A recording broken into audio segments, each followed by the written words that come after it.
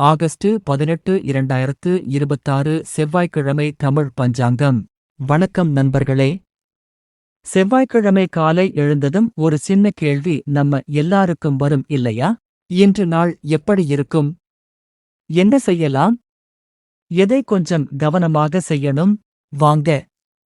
August 18 2026 செவ்வாய்க்கிழமை தமிழ் பஞ்சாங்கத்தை ஒன்றாக பார்த்துவிடலாம்.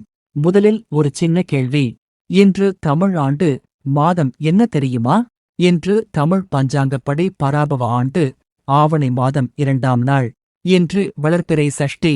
இன்று சஷ்டி விரதம் என்பதும் சிறப்பு. சூரிய உதயம் காலை 6:05. சூரிய அஸ்தமனம் மாலை 6:32. சரி. இன்றைய திதி எப்படி இருக்கிறது? இன்று வளர்பிறை சஷ்டி திதி மாலை 5:51 வரை உள்ளது. அதன் பிறகு சப்தமி திதி தொடங்குகிறது. சஷ்டி என்பதால் முருகப்பெருமானை மனதார நினைத்து வழிபடுவது சிறப்பு. முருகா என்று மனதார ஒரு முறை சொன்னாலே போதும். மனசுக்குள்ள இருக்கிற டென்ஷன் கொஞ்சம் குறையட்டும். அடுத்த நட்சத்திரம் என்ன தெரியுமா? இன்று சுவாதி நட்சத்திரம் காலை 6:47 வரை உள்ளது. அதன் பிறகு சுவாதி தொடர்கிறது என்று கணக்குகளில் குறிப்பிடப்பட்டுள்ளது. அடுத்த நட்சத்திரமான விசாகம் 19ஆம் தேதி காலை தொடங்குகிறது. இன்றைய யோகம் எப்படி இருக்கிறது? இன்று சுக்ல யோகம் இரவு 3:28 வரை உள்ளது. அதன் பிறகு பிரம்ம யோகம் தொடங்குகிறது. கரணத்தை பார்த்தால் தைதிலம் காலை 5:20 முதல் மாலை 5:51 வரை உள்ளது. அதன் பிறகு கரசை கரணம் தொடர்கிறது. சரி. இப்போது எல்லாரும் எதிர்பார்க்கும் நல்ல நேரத்தை பார்த்துவிடலாமா? நல்ல நேரம் காலை 7:45 முதல் 8:45 வரை. மாலை 4:45 முதல் 5:45 வரை.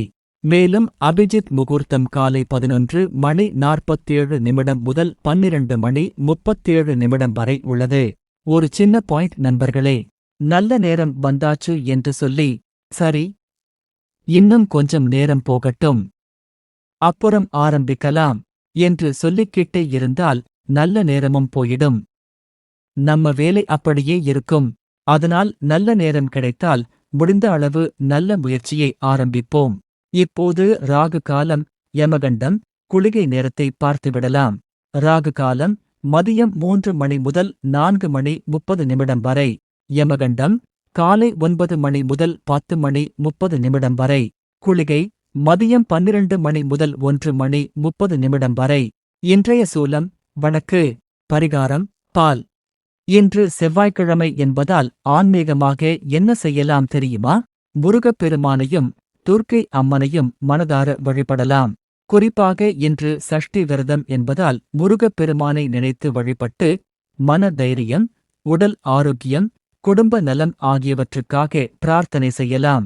முடிந்தால் அருகில் உள்ள முருகன் கோயிலுக்குச் சென்று தரிசனம் செய்யலாம். கடைசியாக நண்பர்களே, இன்று ஒரு சின்ன வாழ்க்கை சிந்தனை.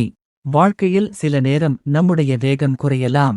சில விஷயங்கள் நாம் நினைத்தபடி நடக்காமல் போகலாம். அதனால் உடனே என்ன வாழ்க்கை இது என்று மனசுக்குள்ள கம்ப்ளைண்ட் கொடுக்க வேண்டாம். கொஞ்சம் பொறுமை, கொஞ்சம் முயற்சி, கொஞ்சம் நம்பிக்கை. இந்த 3ஐயும் சேர்த்து வைத்துக் கொண்டால் கடினமான நேரத்தையும் கடந்து செல்ல முடியும். இன்று சஷ்டி. முருகப்பெருமானின் அருளை நினைத்து மனதில் இருக்கும் பயத்தை விட்டுவிட்டு தைரியமாக ஒரு நல்ல முயற்சியை ஆரம்பிப்போம். இன்றைய நாள் உங்கள் குடும்பத்தில் நிம்மதியையும் நல்ல செய்திகளையும் நல்ல வாய்ப்புகளையும் கொண்டு வரட்டும். இறைவன் அருள் அனைவருக்கும் கிடைக்கட்டும். நன்றி நண்பர்களே. மீண்டும் நாளைய தமிழ் பஞ்சாங்கத்தில் சந்திப்போம். வணக்கம்.